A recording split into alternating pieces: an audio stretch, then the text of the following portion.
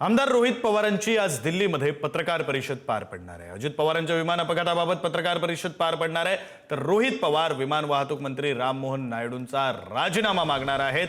VSR कंपनीच्या मालकांशी राम मोहन नायडू यांचे संबंध असल्याचा दावा रोहित पवार यांनी केलेला होता।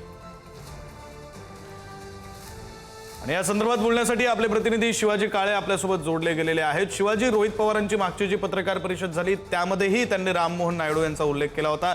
थेट ते जरी नसले तरी त्यांच्या पक्षाचे वरिष्ठ नेते हे VSR कंपनीच्या मालकाच्या लग्नाला उपस्थित होते असं सगळं त्यांनी मांडलेलं होतं। आता आज या संदर्भात आणखी काही विस्तृत तपशील रोहित पवार देऊ शकतात, शक्यता आहे?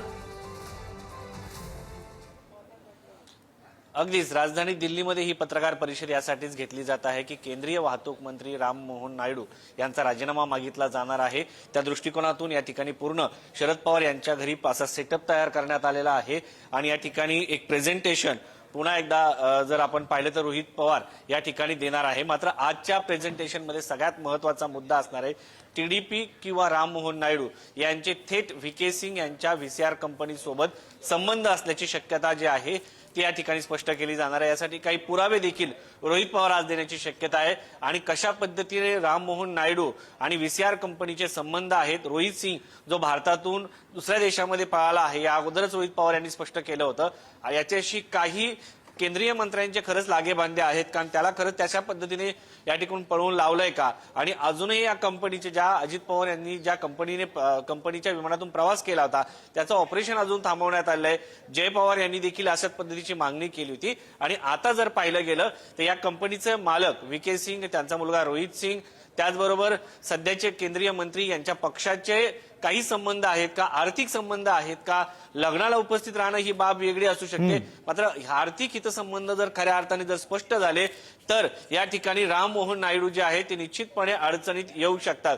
कारण या कंपनीच्या संदर्भामध्ये ज्या पद्धतीने रोहित पवार यांनी काही मुद्दे मांडलेले आहेत ते म्हणजे विमानामध्ये इंधन वाहून नेणं, इंधन वाचवण्यासाठी वेगवेगळ्या क्लुप्त्या लढवणं, त्याचबरोबर वैमानिक जो आहे अचानक कशा पद्धतीने बदलण्यात आला, त्या वैमानिकाचं रेकॉर्ड कशा पद्धतीने राहिलेला आहे आणि या संदर्भातले जे CCTV फुटेज मागण्यात आले होते ते अजूनही जनतेसमोर येत नाही।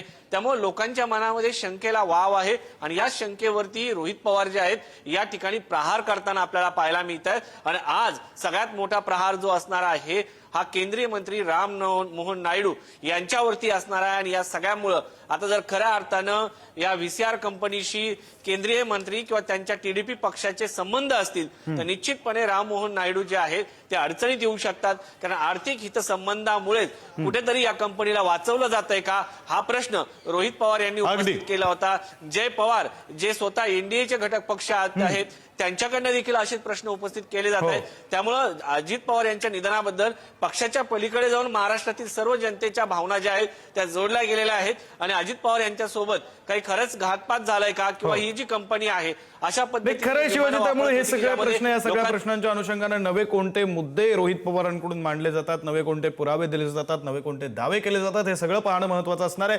अगदी काही मिनिटांमध्ये पत्रकार परिषदेला सुरुवात होईल, आपल्या याकडे लक्ष असणार आहे। तुर्तास धन्यवाद शिवाजी दिलेल्या या माहितीसाठी।